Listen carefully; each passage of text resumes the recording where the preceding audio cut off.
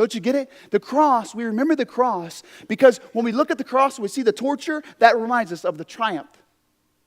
That reminds us of the triumph that God brought us, that Jesus brought us. When we see the torture, it reminds us of the triumph. When we see the vile nature of sin that Jesus became, it reminds us of his victory over death in our lives.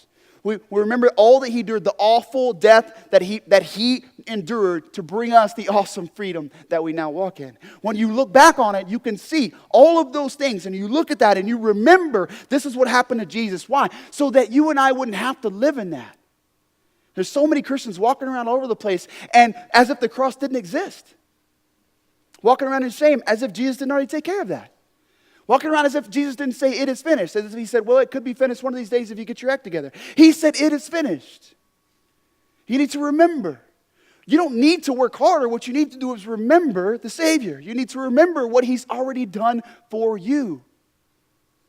You can look at the situations in your life and look at all the issues and look at all the pain and all the struggle and find in the midst of all those things the person Jesus Christ, just there leading and guiding. And when you see and remember the struggle, then you will be reminded that you have a great Savior.